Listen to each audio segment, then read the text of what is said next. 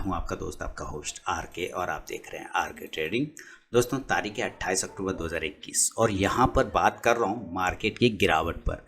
बहुत सारे मैसेज आ रहे हैं, बहुत सारे क्वेरी आ रहे हैं, सर मार्केट गिर गया क्या, बेयर ट्रेंड शुरू हो गया क्या, निगेटिव माहौल बन चुका है मार्केट में, क्या अब हम लोगों को सारे पोर्टफोलियो खाली कर देना चाहिए, ऐसे ऐसे क्वेश्चन आ रहे हैं। मेरे व्हाट्सएप पर मुझे मैसेज किया जा रहा है, कॉल किया जा रहा है, तो उसके जवाब लेकर आया हूँ, जरा सुन लेंगे हम लोग, है ना। कि मार्केट जो गिरा है, आज की जो गिरावट आई है, लगभग जो गिरा है 2% के आसपास में गिरा। अगर परसेंटेज वाइज देखें तो मैं इसको एक अच्छी गिरावट मानूंगा कि एक बेहतरीन करेक्शन किया है। क्या किया? करेक्शन। दो टर्म होते हैं मार्केट में, एक होता है करेक्शन और एक होता है ट्रेंड को रिवर्सल। तो क्या ये करेक्शन है या ये क्रैश है? अगर ये क्रैश होता तब आपको ये 2% की गिरावट नहीं मिलती एक दिन में। और ये गिरावट ज़रूरी भी है। मुझे तो बहुत अच्छा लग रहा है ये गिरावट। अब गिरावट अच्छा क्यों लग रहा है समझिए कि अगर हम पीछे के हिसाब से देखें इस चीज़ को, इस मार्केट को अगर हम पीछे के हिसाब से ज़रा सा छोटा करके देखें तो हमें क्या दिखाई देता है। हम इस चीज़ में साफ यहाँ से देखते हैं नीचे की साइड से कि मार्केट काफ़ी ज़्यादा अप साइड में, काफ़ी ज़्यादा, माने लोगों के अंदर कहते हैं ना कि ग्रीड और फियर। मैं आपको अपने टेलीग्राम पे चैनल पे लेके जाता हूँ, मैं वहाँ पर एक पोस्ट करता हूँ फियर एंड ग्रीड, है ना। एक पोस्ट करता रहता हूँ ना, क्या, फियर एंड ग्रीड करके एक पोस्ट करता हूँ, MMI, ठीक है, मार्केट मूड इंडेक्स करके मैं पोस्ट करता हूँ, ठीक है। तो उसमें मैं फियर और ग्रीड को दिखाता हूँ कि लोग क्या मामला क्या है। तो मामला कुछ इस प्रकार था कि लोग अभी जो है एक इस समय में इस जगह पर एकदम ग्रीड में थे। क्या थे? एकदम ग्रीड में। लोगों को रिस्क पता ही नहीं था कि इस मार्केट में रिस्क नाम का चीज़ होता क्या है, मतलब क्या हमें यहाँ पे लॉस भी बन सकता है, क्या लॉस होता है। लोगों के मन में गलत फहमी आ गई थी। एक तो बेसिकली कि मार्केट में रिस्क वगैरह कुछ नहीं होता है, पैसा लो, पैसा आराम से खरीदो शेयर और आराम से पैसा बन जाएगा।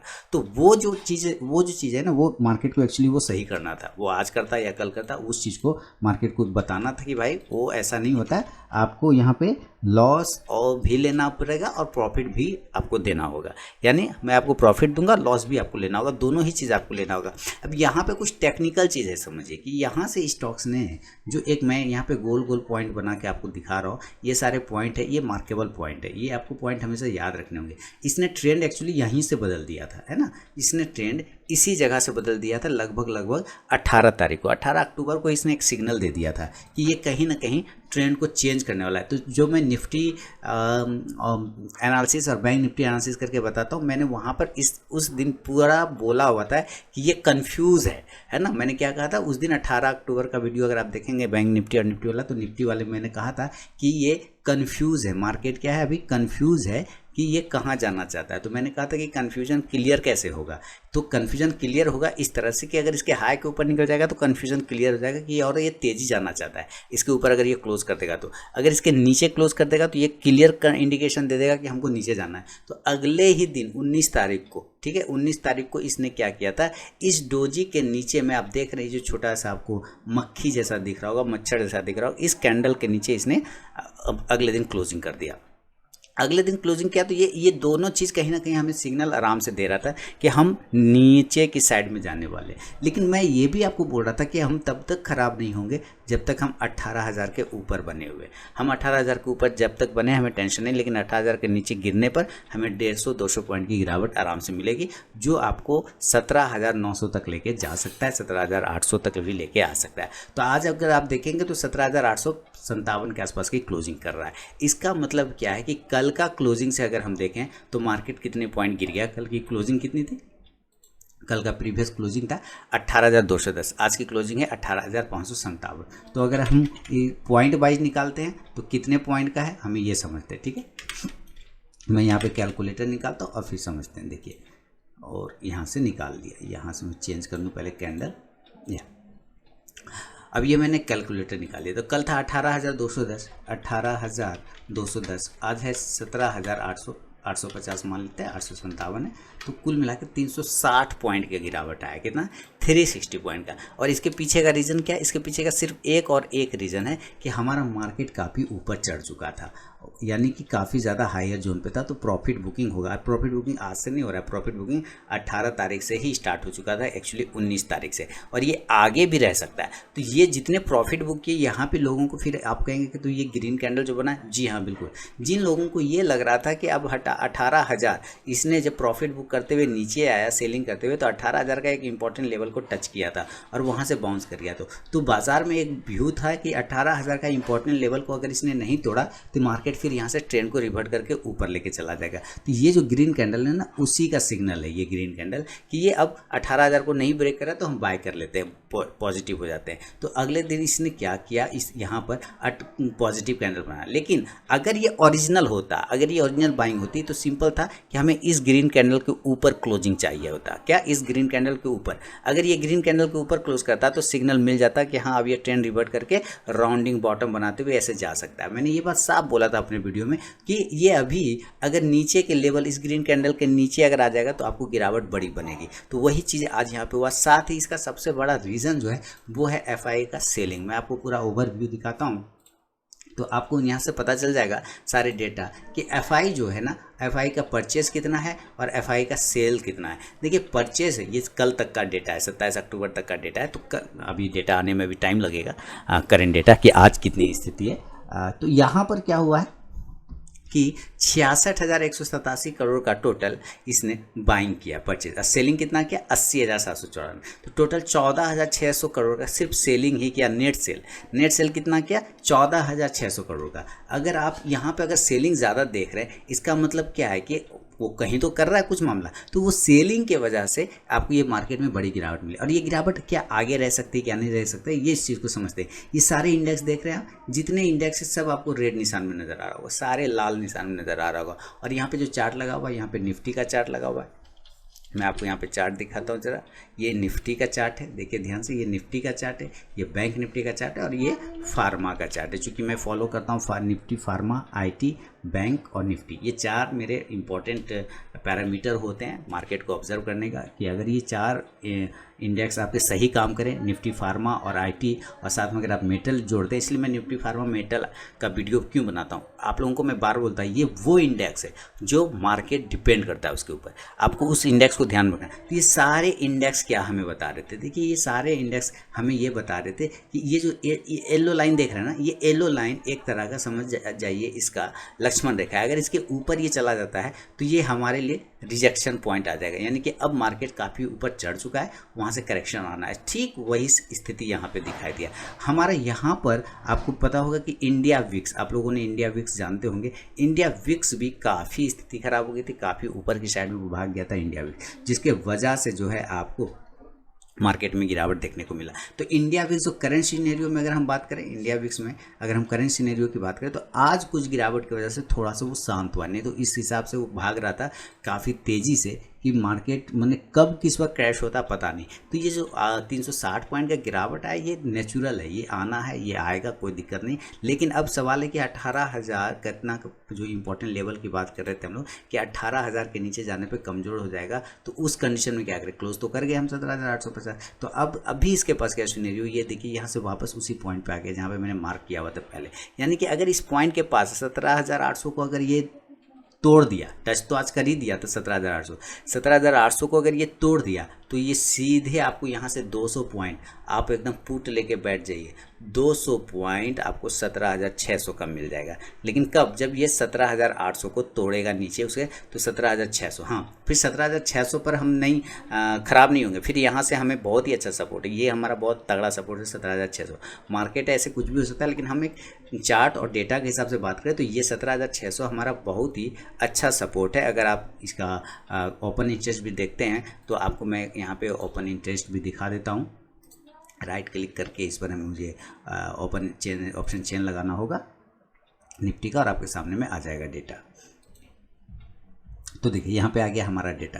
तो अब यहाँ पे हमें क्या दिखा रहा है, यहाँ पे 17,000 17,600, मैंने क्या बोला 17,600, तो 17,600 तक हम आ सकते हैं। कब जब 17,800 के नीचे सस्टेन करना स्टार्ट करेगा तो तोड़ के 17,600 तक आ जाएगा। 17,600 पे बहुत अच्छा सपोर्ट है, इस बात को मान के चलना पड़ेगा, क्योंकि यहाँ पे देखते हैं यहाँ पे पुट है हमारा और इधर कॉल है हमारा। तो पुट में हम देख रहे हैं कितने का ओपन इंटरेस्ट बना हुआ है यहाँ, तो हम यहाँ पे इकाई, दाई, सैकड़ा, हजार, 10,000, लाख, 10 लाख, करोड़, 5,17,24,800 का ओपन इंटरेस्ट बना हुआ है 17,650 के ये सॉरी हाँ 17,650 के ओपन स्टेज में। ठीक है, तो इतना ज़्यादा वॉल्यूम वहाँ पे क्रिएट है, तो उसमें टेंशन नहीं लेना। यहाँ 17,600 पे हमारा इंपॉर्टेंट सपोर्ट है, उसमें हमें कोई दिक्कत वाली बात नहीं। हालांकि सपोर्ट तो हमारा 17,700 पे भी बन सकता है, क्योंकि यहाँ पे भी हमारे पास 17,48,300 का कॉल राइटर पुट राइटर बैठा हुआ है। तो ये इंपॉर्टेंट लेवल है, लेकिन याद रखिए अगर 17,800 के नीचे सस्टेन करना स्टार्ट हो गया तब फिर आप समझ जाइए कि 17,600 आने से कोई नहीं रोक सकता।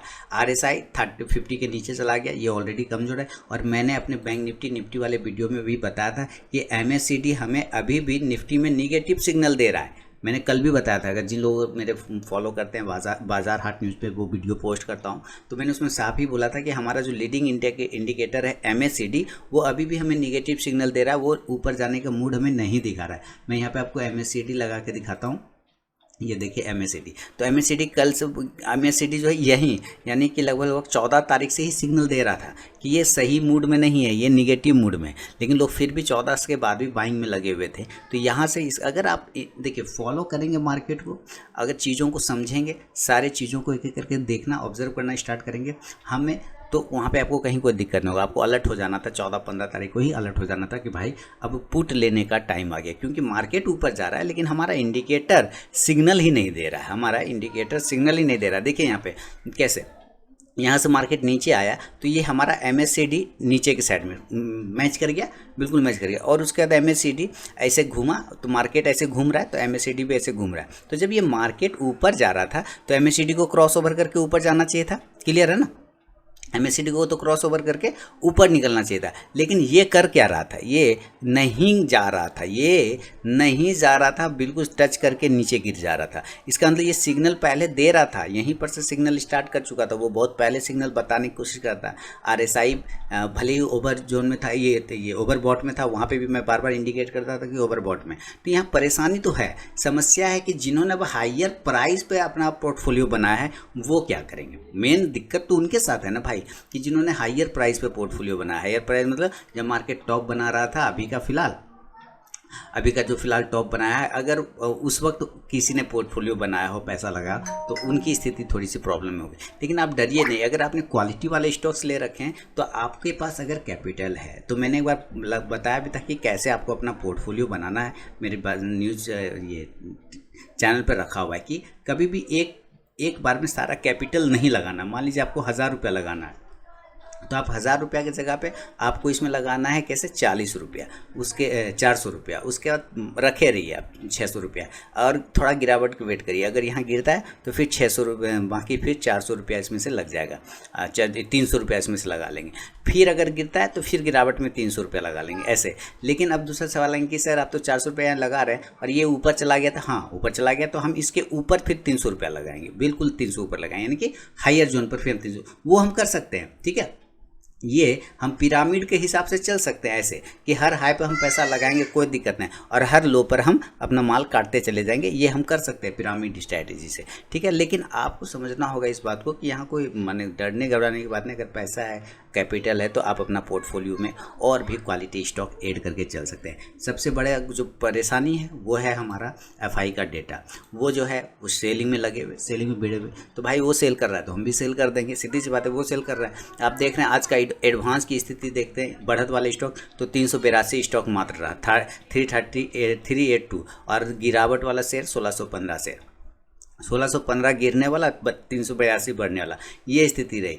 इसमें से कुछ ऐसे हीरो स्टॉक हैं जिन्होंने नहीं गिरा, जिन्होंने इस गिरावट में भी मूवमेंट बनाया, उसमें से कुछ स्टॉक्स के नाम यहाँ पे दिख रहे हैं, जैसे असाही इंडिया ग्लास, ये 7.5% की तेज़ी रहा। अंकित मेटल पावर 4.5% की तेज़ी, ये सब पेनी स्टॉक है, ये पेनी स्टॉक है अंकित मेटल। ठीक है, SMS लाइफ साइंसेज 997 रुपया, 14.5% की तेज़ी रही। तिलक नगर इंडस्ट्री यहाँ देख रहे हैं 5% की, तिलक नगर इंडस्ट्री के बाद एक्सिस MC जो है वो 10% के 10 रुपये 38 पैसे पास क्लोज किया, क्या है 0.9 का क्लोजिंग है। तो इस तरह से कुछ ऐसे स्टॉक हैं जैसे कि यहाँ गोकुल एग्रो 9.5% से ज़्यादा की तेजी, 6.5% के लगभग मेनन बियरिंग दे रहा है आपको। यानी कुछ ऐसे स्टॉक भी हैं जो इस गिरावट में बेहतरीन प्रदर्शन कर रहे हैं। तो अगर आपको क्वालिटी स्टॉक पहचानना आता है तब क्वालिटी स्टॉक पे पैसा लगे। जो क्वालिटी स्टॉक के वीडियो मैं हमेशा अपने चैनल पे पोस्ट करता रहता हूँ, उसमें आप बाय ऑन डीप करके चल सकते हैं। यार कुछ ऐसे स्टॉक्स होते हैं लिस्ट में मेरे हमेशा, जिसको हमेशा गिरावट पे बाय ही करना चाहिए।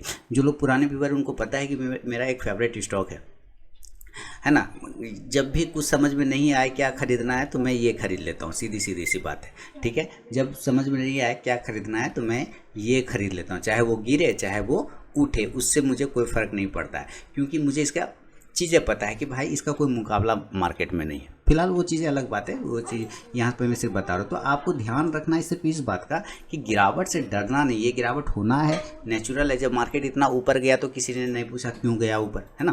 कोविड है, सब कुछ ठीक भी नहीं हुआ तो क्यों जा रहा है इतना ऊपर। अब मार्केट गिर रहा है तो लोग डर रहे हैं। अरे भाई गिर रहा है मतलब गिर गया, थोड़ा आसमान थोड़ी गिर रहा है अपना एक। कभी भी आपका जो लाइफ है और आपका जो मार्केट है दोनों इक्वल है। आप भी तो कभी संभलते हैं, गिरते हैं, उठते हैं, परेशानी होती है, फिर संभलते हैं, फिर ऊपर निकलते हैं, अपना रास्ते की तरफ बढ़ते हैं। ठीक उसी तरह ये मार्केट भी गिरेगा उठेगा चलेगा, कोई प्रॉब्लम नहीं। समस्या ये है कि सारे पैसे एक बार जो लगा देते हैं इस मार्केट में उनको समस्या है, क्योंकि उनके हाथ में कैपिटल नहीं बचा जो कि गिरावट पे बाय कर सके। तो हमेशा सारे कैपिटल नहीं लगाना है, बीच बीच में मार्केट में गिरावट आएगा, इस बात को लेके चलना है। दिवाली का टाइम है, लोग प्रॉफिट बुक भी करते हैं, ये भी सही है। इसके बाद दिसंबर में प्रॉफिट बुकिंग आएगी, बड़ी प्रॉफिट बुकिंग, तो उसके लिए भी आप लोग तैयार रहिएगा। तो ये सारी चीज़ें आपको समझना होगा, इंडिकेटर, एफआई का डेटा, मार्केट का ऑब्जर्वेशन, चार्ट रीडिंग, तब जाके कहीं ना कहीं आप एक सक्सेसफुल आप मार्केट में टिके हुए रह सकते हैं। थोड़ी सी गिरावट में 2% 3% पे अगर ये लगेगा कि क्या पोर्टफोलियो खाली कर दे, पोर्टफोलियो खाली कर दे, मान लिया 50,000 का पोर्टफोलियो, क्या करेंगे खाली 10% 5% गिरेगा तो 20,000 रुपये बचेगा उसमें, तो वो तो ऐसे ही खाली हो गया। आप करें कि ना करें वो तो ऐसे ही खाली हो गया।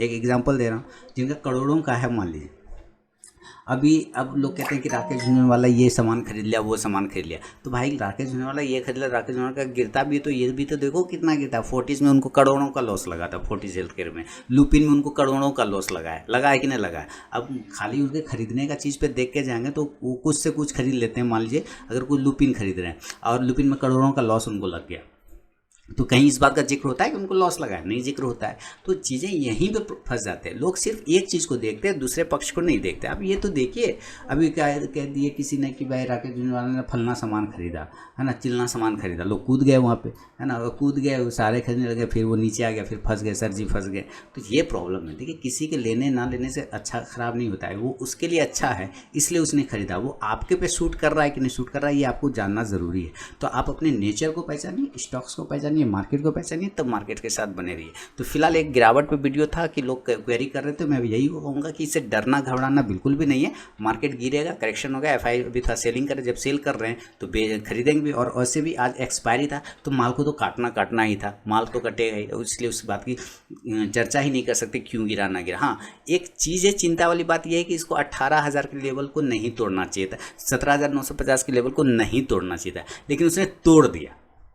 तो ये थोड़ा सा परेशानी वाली बात है कि क्या ये 17,600 के लेवल तक आ सकता है। तो देखते हैं कल, अगर ये 17,800 के नीचे ट्रेड करता है तो 17,600 तक भी आ सकता है, कोई बड़ी बात नहीं। लेकिन अगर इसको पॉजिटिव होना है तो वापस इसको 17,950 के ऊपर निकलना होगा, तभी ये पॉजिटिव होगा, अदरवाइज ये पॉजिटिव नहीं होगा अभी फिलहाल, या तो साइडवेज में चला जाएगा। तो ये 2-4 पॉइंट थे जो मैंने आपके सामने रखा। उम्मीद है आप क्लियर हो गए होंगे क्या करना है इस मार्केट में, नहीं करना है, और फीडबैक देना बिल्कुल ना भूलें। मिलूंगा नेक्स्ट वीडियो में, तब तक के लिए बहुत बहुत धन्यवाद।